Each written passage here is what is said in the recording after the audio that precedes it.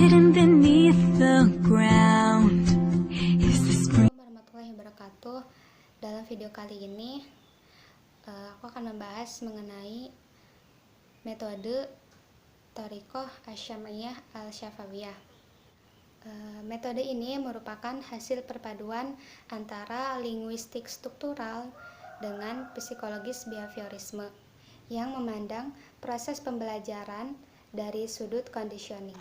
Dalam proses metode Syam'iyah Syafawiyah ini mengutamakan proses pengulangan guna untuk efisiensi waktu dalam proses belajar bahasa.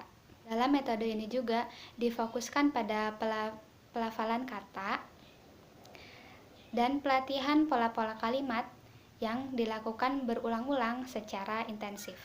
Dalam proses belajar Thariqah Syam'iyah Syafawiyah ini dilakukan beberapa strategi, yaitu yang pertama strategi conversation, yaitu suatu strategi yang dilakukan dengan teman-teman untuk memecahkan suatu masalah, kemudian mengumpulkan informasi.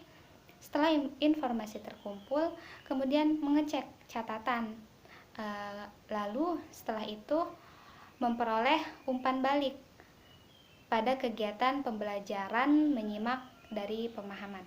Nah, kemudian strategi yang selanjutnya, strategi kedua yang dilakukan dalam proses Syam'iyah Syafawiyah ini yaitu questioning for clarification, yaitu memperoleh pengajaran dari teman-teman sekelas atau memperoleh penjelasan serta uraian-uraian dan mendapatkan contoh-contoh tambahan.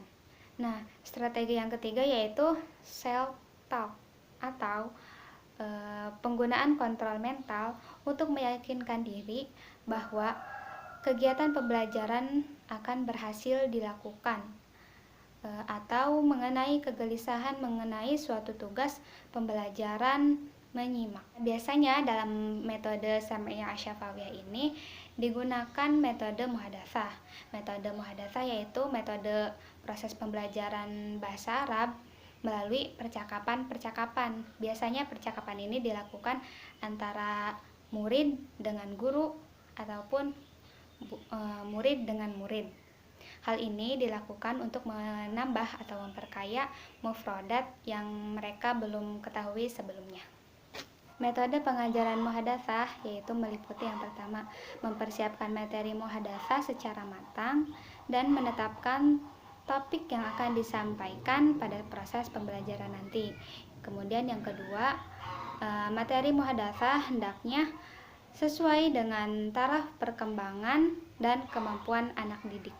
Dan yang keempat yaitu hendaknya guru menjelaskan terlebih dahulu arti dari kata-kata yang telah dibuat, kemudian guru menuliskannya di papan tulis.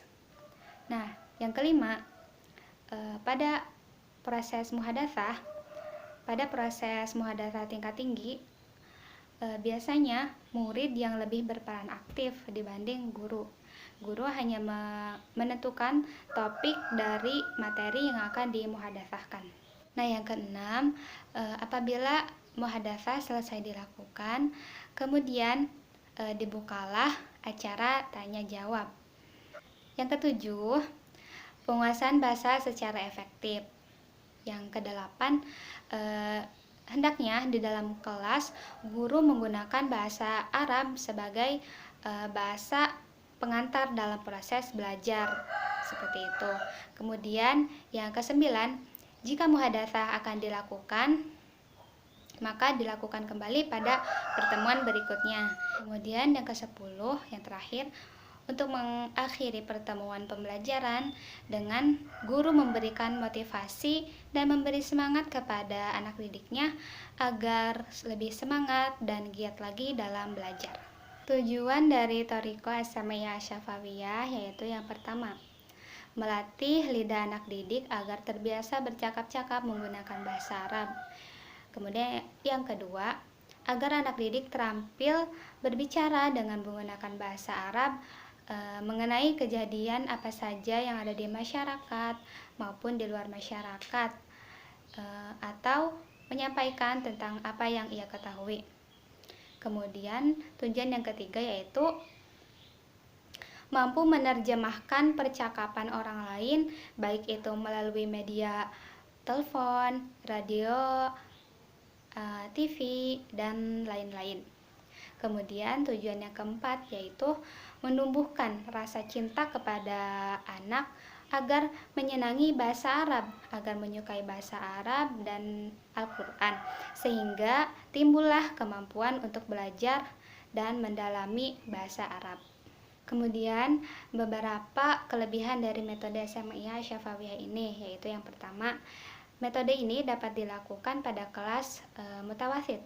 Kemudian yang kedua, memberi banyak pelatihan dan praktek dalam aspek keterampilan menyimak dan berbicara. Kemudian yang ketiga, metode SMIA Syafawiyah ini cocok bagi tingkatan linguistik para siswa atau para murid. Kemudian, kekurangan dari metode SMIA Syafawiyah ini yaitu yang pertama, dalam metode ini sangat membutuhkan guru yang terampil dan cekatan. Kemudian yang kedua, dalam proses ulangan seringkali mengalami kebosanan serta menghambat pengujian kaidah-kaidah bahasa.